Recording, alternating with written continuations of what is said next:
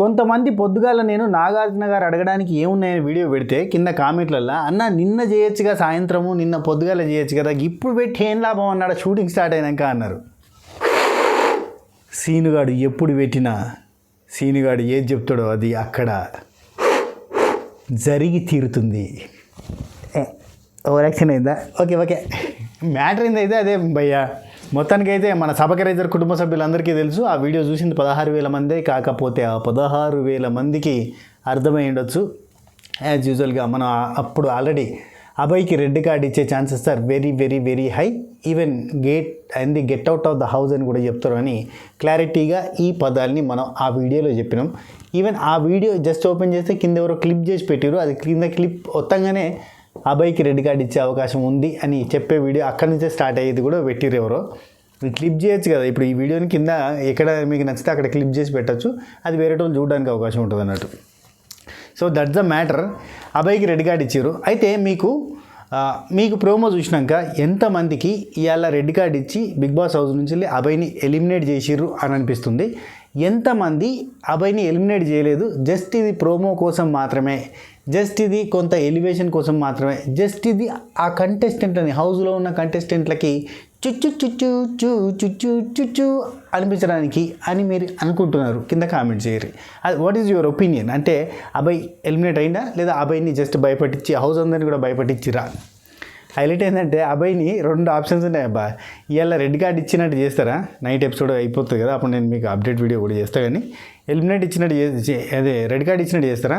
సరే పోన్లీ అని క్షమాభిక్ష పెడుతున్నాం అని చెప్పి విడిచిపెట్టిన ఓటింగ్ ప్రకారంగా మళ్ళీ నైట్ ఎలిమినేట్ చేస్తారు సెకండ్ ఎపిసోడ్లో. అట్లనే ఉన్నది కథ చూస్తా అంటే.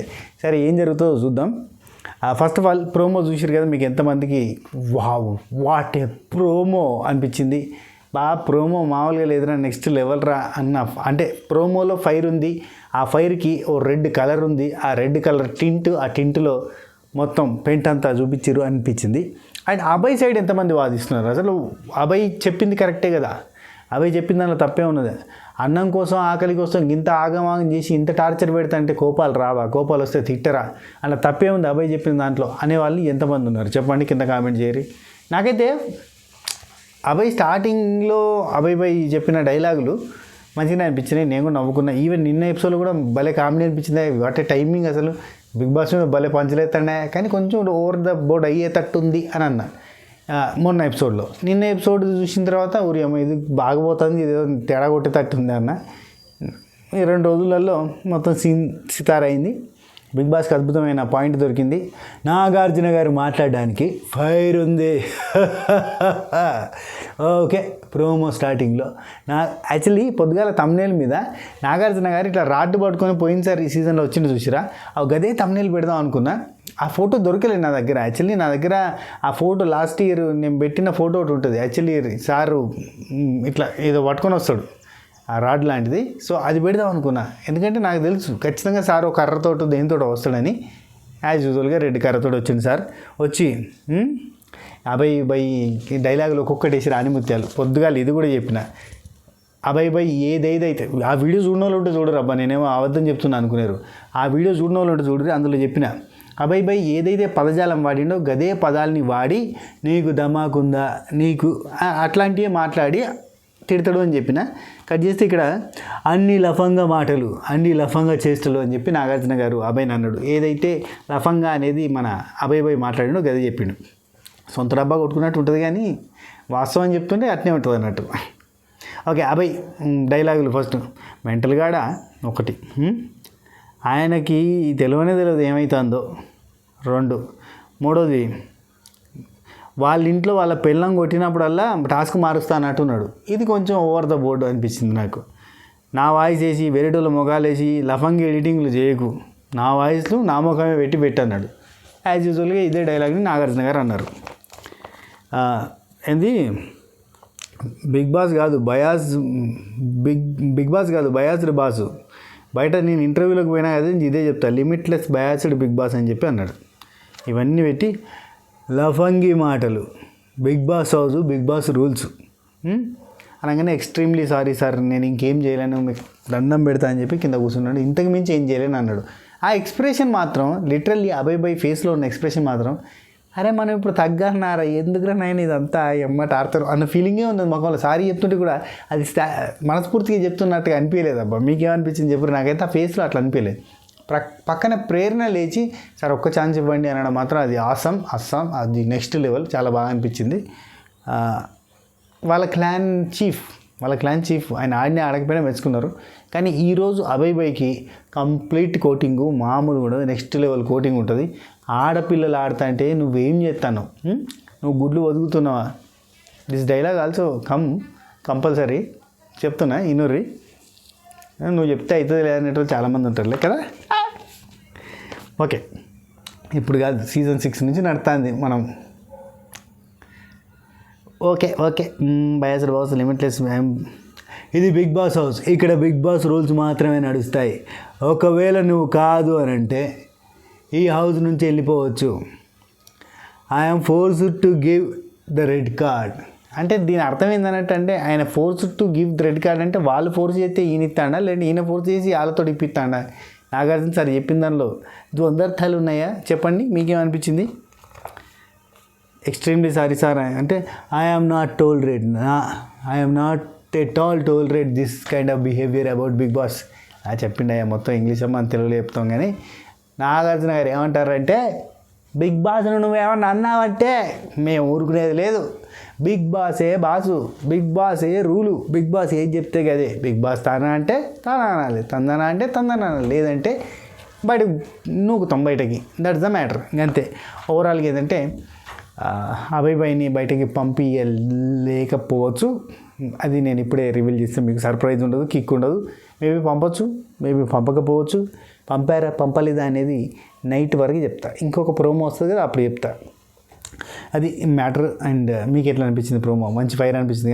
చాలా రోజుల తర్వాత నాగార్జున గారిలో ఫైర్ మామూలుగా లేదు అనిపించింది కదా. ఓకే సరే, ఇంకొక విషయం, యాక్చువల్లీ నైనిక కూడా లీస్ట్లో ఉందట. పోతే నైనికను కూడా ఎలిమినేట్ చేసే ఛాన్సెస్ ఆర్ దేర్ అంటున్నారు. ఒకవేళ అభయ్ బై గండం గట్టెక్కి ఈ 3 రోజుల నుంచి ఓట్లు గట్టిగా పడి ఆయన సేఫ్లో ఉంటే కనుక, అన్అఫిషియల్ పోల్స్లో ఉన్నది నిజం కాకుండా ఉంటే కనుక, మ్యాక్సిమం అభయ్ బై సేవ్ అయితే పృథ్వీ కూడా కాదట నైనిక వెళ్ళిపోయే ఛాన్సెస్ ఉంటాయి అని అంటున్నారు. ఇది విశ్వసనీయ వర్గాల భోగట్ట. సో ఈ పొగొట్టం ఇవన్నీ కూడా మనం కన్సిడర్ చేయకపోతే జస్ట్ నెక్స్ట్ ప్రోమో వస్తుంది కదా, ఆ టైంలో నేను రివీల్ చేసేస్తాను. సపరేట్గా ఒక వీడియో చేస్తాను. Who is going to eliminated in this week. నేను మీ సిరిపురం శ్రీనివాస్ అలియాస్ Sino65.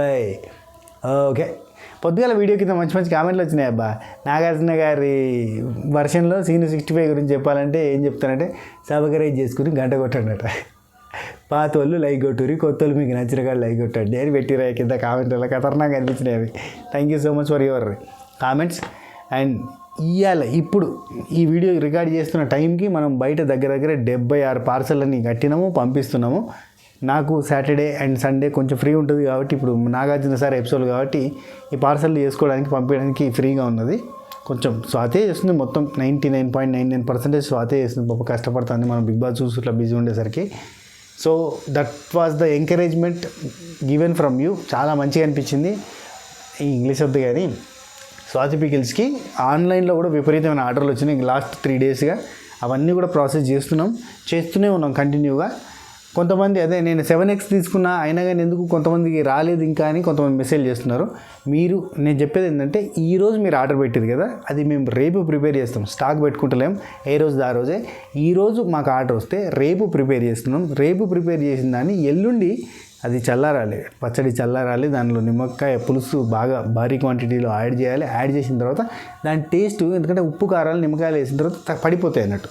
అది నెక్స్ట్ డే దాన్ని టెస్ట్ చేయాలి. టెస్ట్ చేసిన తర్వాత అన్నంతో కలుపుకొని తిని టెస్ట్ చేసిన తర్వాత అది అంతా ఓకే అన్నప్పుడు ఆ రోజు కానీ ఆ నెక్స్ట్ డే కానీ మనం పార్సల్ కట్టాలి. అంటే ఇక్కడనే 3 రోజులు పోతుంది మీరు ఆర్డర్ చేసినాక, ఆ తర్వాత రోజు వస్తుంది అన్నట్టు.